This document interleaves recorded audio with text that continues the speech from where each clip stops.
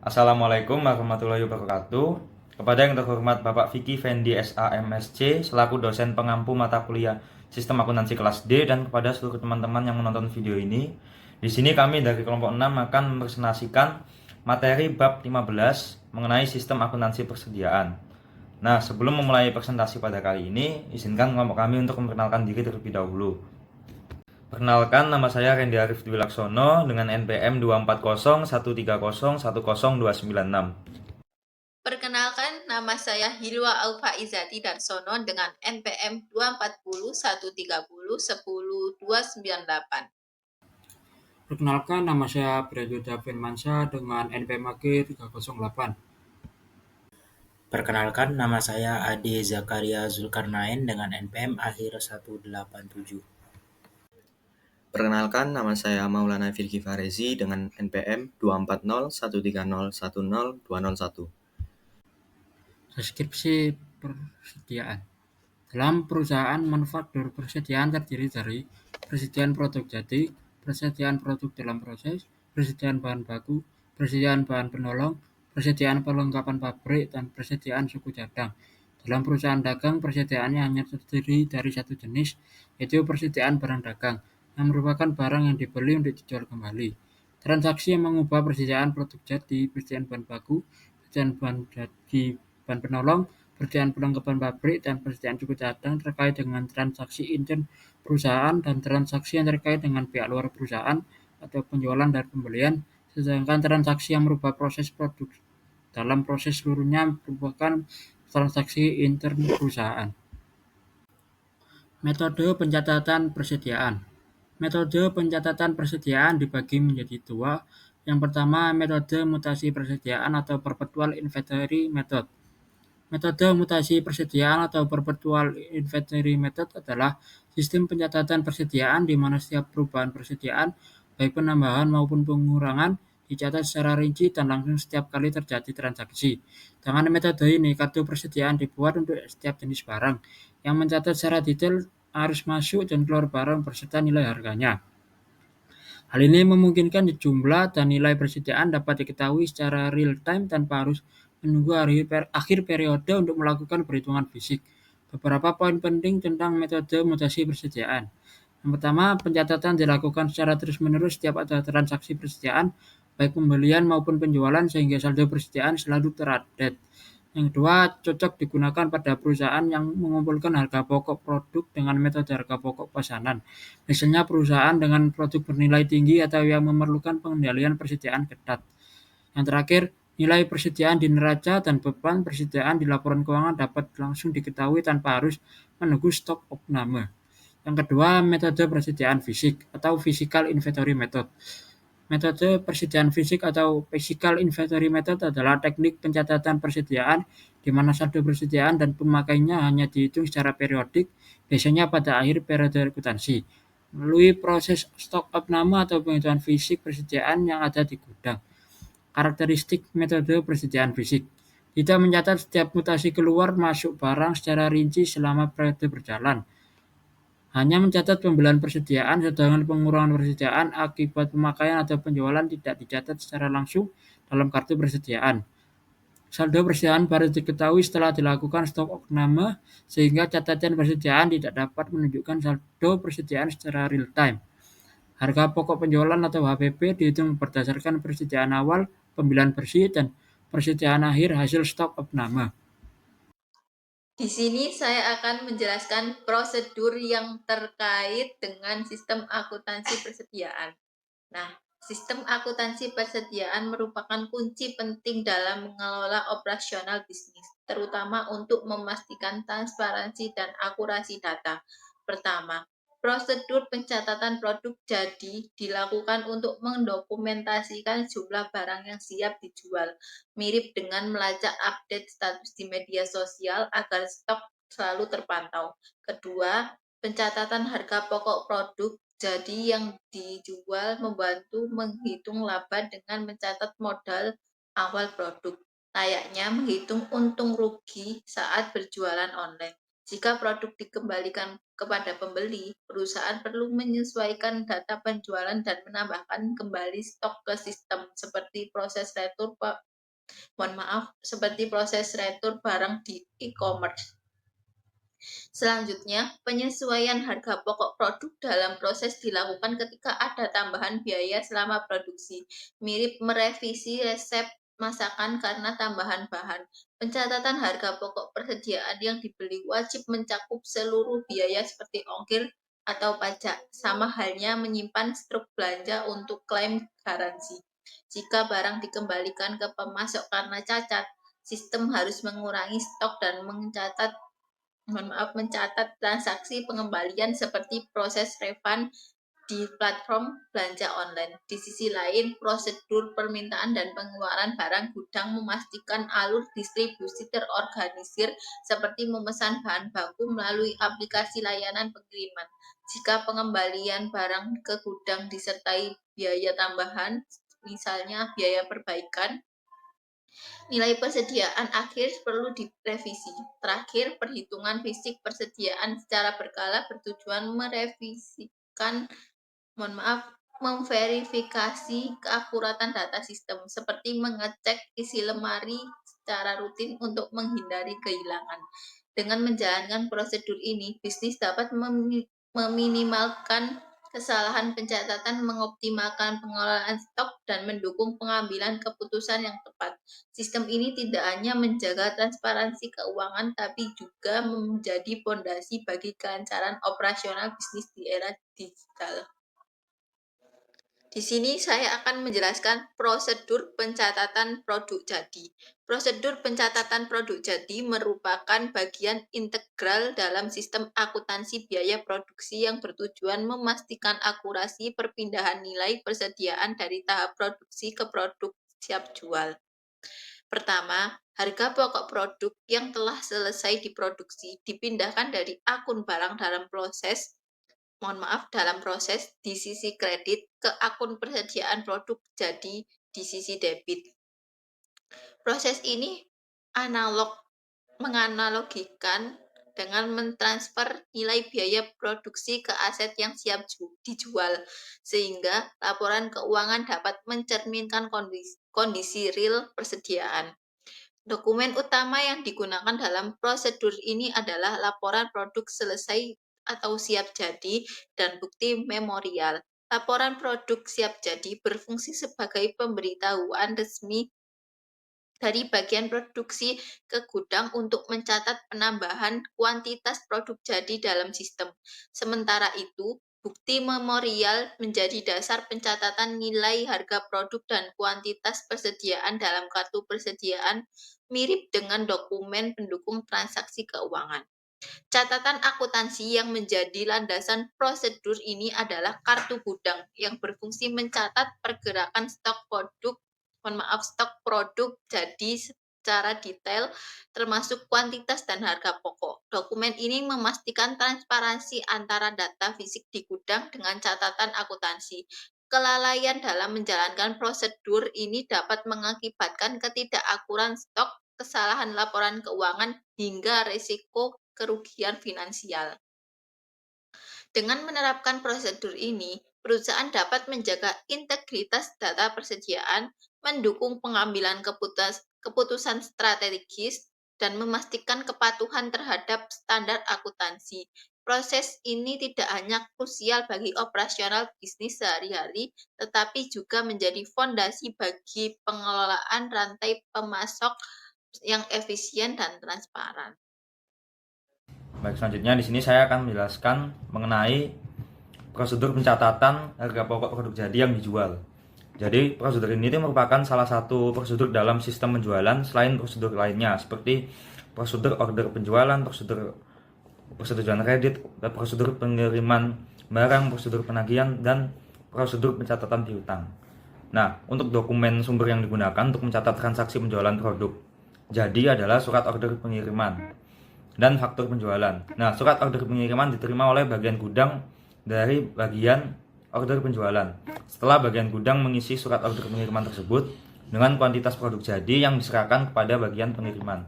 Atas dasar surat order pengiriman tersebut, bagian gudang itu mencatat kuantitas yang diserahkan ke bagian pengiriman dalam kartu gudang. Nah, harga pokok produk jadi yang dijual dicatat oleh bagian kartu persediaan dalam kartu persediaan atas dasar tembusan faktur yang diterima oleh bagian tersebut dari bagian penagihan. Untuk catatan akuntansi yang digunakan dalam prosedur pencatatan harga pokok produk jadi yang dijual adalah kartu gudang, kartu persediaan, dan jurnal umum.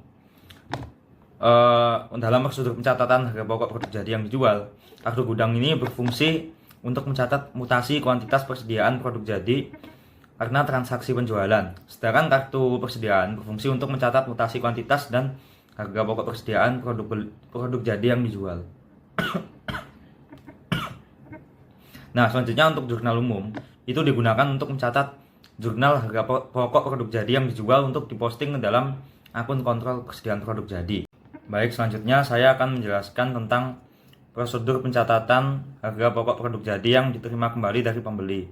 Jika produk jadi yang telah dijual dikembalikan oleh pembeli, maka transaksi retur penjualan ini akan memengaruhi persediaan produk jadi, yaitu menambah kuantitas produk jadi dalam kartu gudang yang diselenggarakan oleh bagian gudang dan menambah kuantitas dan harga pokok produk jadi yang dicatat oleh bagian kartu. Nah, persediaan dalam kartu persediaan produk jadi, prosedur ini itu merupakan salah satu prosedur yang membentuk sistem retur penjualan. Lalu untuk dokumen yang digunakan dalam prosedur pencatatan harga pokok produk jadi yang dikembalikan oleh pembeli adalah laporan penerimaan barang dan memo kredit. Laporan penerimaan barang ini digunakan oleh bagian gudang untuk mencatat kuantitas produk jadi yang diterima dari pembeli ke dalam kartu gudang. Nah, sedangkan memo kredit ini yang diterima dari bagian order penjualan digunakan oleh bagian kartu persediaan untuk mencatat kuantitas dan harga pokok produk jadi yang dikembalikan oleh pembeli ke dalam kartu persediaan.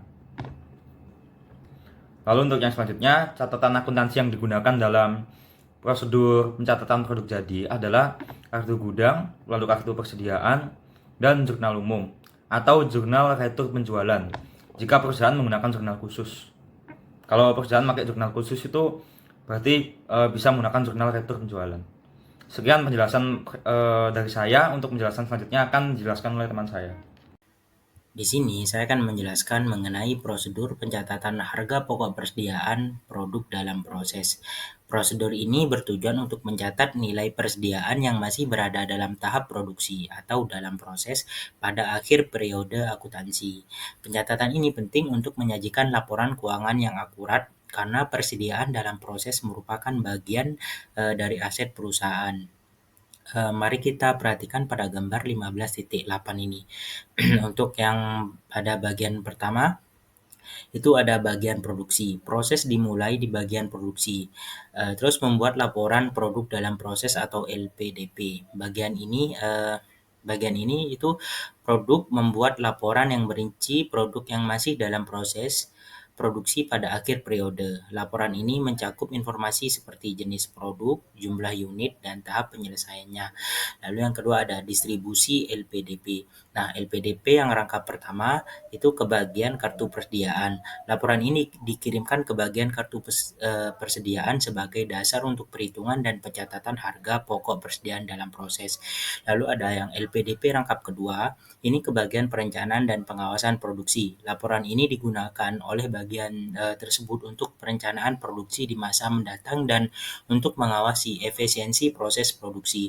Lalu LPDP yang rangkap 3 itu ke bagian order penjualan. Nah, laporan ini mungkin dikirimkan ke bagian order penjualan untuk memberikan informasi tentang ketersediaan produk yang akan dijual, terutama jika ada pesanan yang menunggu penyelesaian produksi.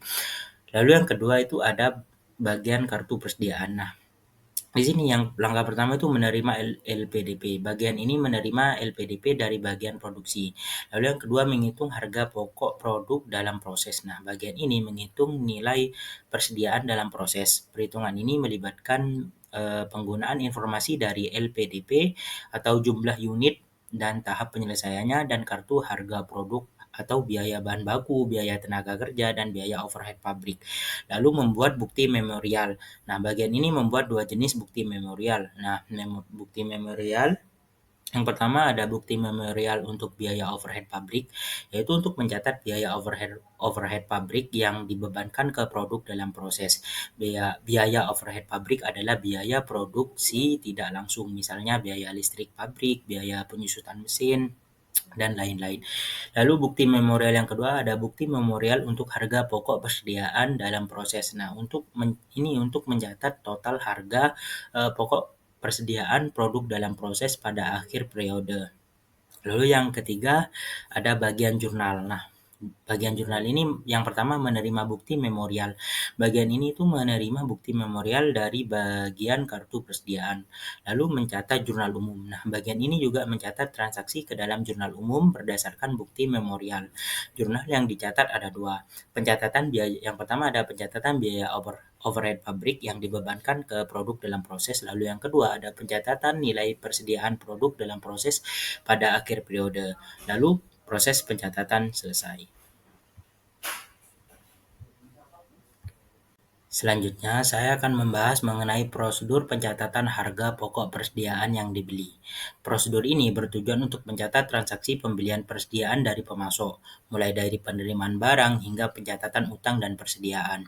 Pencatatan yang akurat penting untuk pengendalian persediaan, pembayaran yang tepat kepada pemasok, dan pelaporan keuangan. Nah, kita perhatikan pada gambar 15.9. Alur yang pertama gitu, dimulai dari penerimaan barang. Nah, perusahaan menerima barang dari pemasok yang disertai dengan surat pengantar. Surat pengantar, memberikan informasi detail mengenai barang yang dikirim. Lalu ada surat order pembelian atau SOP. Nah, ini bagian pembelian, perusahaan menerbitkan SOP sebagai dokumen resmi, pemesanan barang. SOP berisi detail pesanan seperti jenis barang, jumlah, harga, dan syarat pengiriman.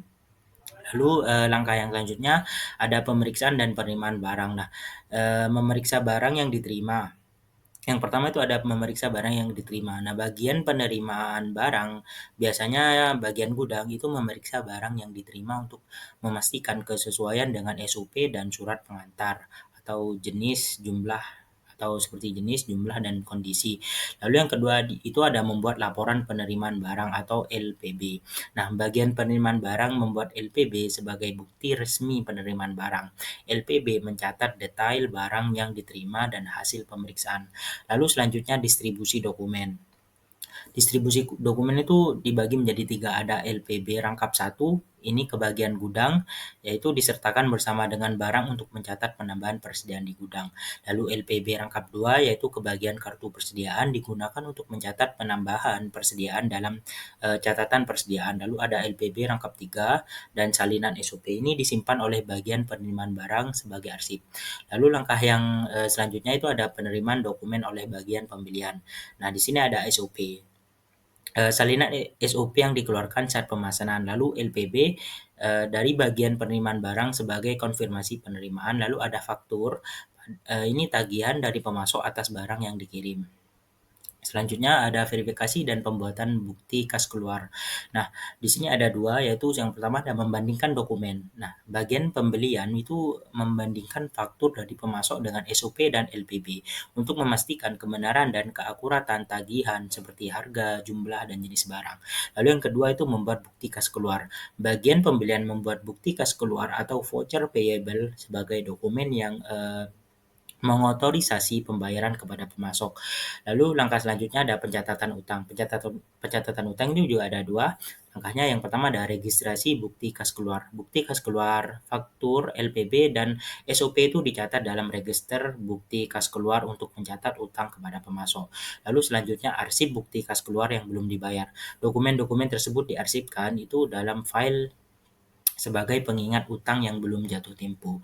Lalu yang terakhir itu pencatatan persediaan. Pencatatan persediaan itu ada dua kartu. Yang pertama kartu persediaan, itu bagian kartu persediaan mencatat penambahan persediaan berdasarkan LPB yang diterima. Lalu ada kartu gudang. Nah, kartu gudang ini adalah bagian gudang yang mencatat penambahan persediaan secara fisik di gudang berdasarkan LPB yang diterima. Lalu proses pencatatan selesai. Nah, yang selanjutnya saya akan membahas mengenai prosedur pencatatan harga pokok persediaan yang dikembalikan kepada pemasok. Untuk subbab ini saya akan membagi di 2 slide ya. Nah, jadi prosedur ini tuh bertujuan untuk mencatat transaksi pengembalian persediaan kepada pemasok atau retur pembelian yang mengurangi catatan persediaan dan utang perusahaan. Lalu pencatatan yang akurat itu penting untuk memastikan catatan persediaan dan utang yang benar, serta untuk mendapatkan pengembalian dana atau pengurangan tagihan dari pemasok. Kita perhatikan pada gambar 15.10 ini.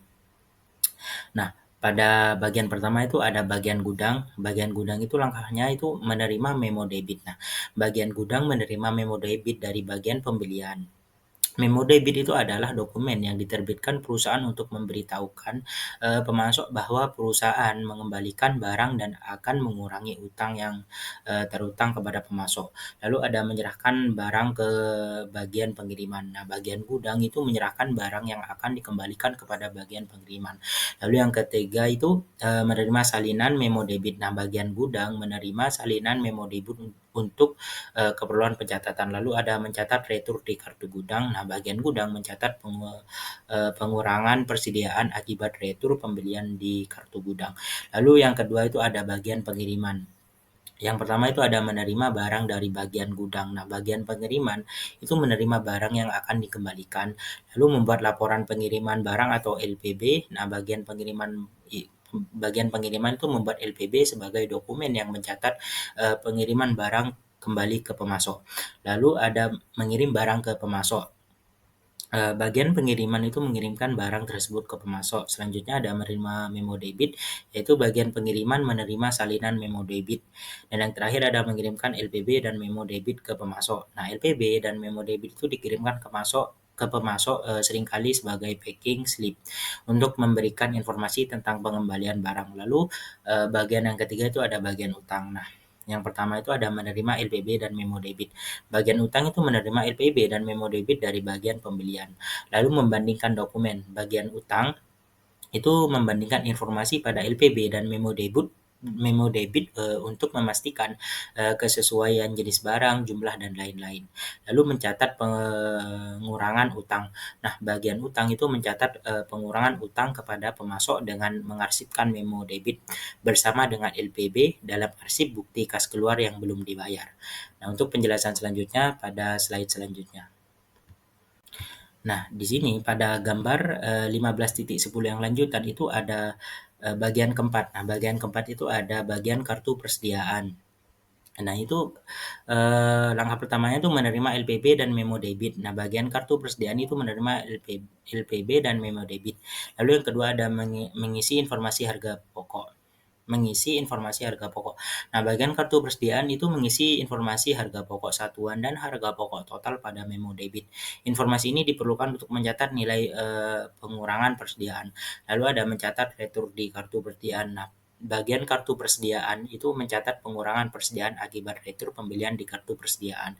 Lalu yang terakhir itu bagian jurnal. Nah, menerima LPB dan memo debit, bagian jurnal ini menerima LPB dan memo debit yang telah diisi informasi harga pokoknya. Lalu mencatat retur pembelian. Nah, bagian jurnal itu mencatat transaksi retur pembelian dalam jurnal retur pembelian. Jurnal ini mencatat pengurangan utang dan pengurangan persediaan. Lalu proses pencatatan selesai. Baik, di sini saya akan menjelaskan tentang prosedur permintaan dan pengeluaran barang gudang. Jadi prosedur ini tujuannya adalah untuk mencatat harga pokok persediaan dari bahan baku, bahan penolong, bahan habis pakai pabrik, dan suku cadang yang akan dipakai dalam kegiatan produksi dan non-produksi. Jadi, dalam prosedur ini, dokumen yang digunakan adalah bukti permintaan dan pengeluaran barang gudang. Jadi, dokumen ini akan dipakai oleh bagian gudang untuk mencatat pengurangan persediaan karena pemakaian internal. Kemudian bukti ini juga digunakan oleh bagian kartu persediaan untuk mencatat berkurangnya kuantitas dan harga pokok persediaan karena pemakaian internal.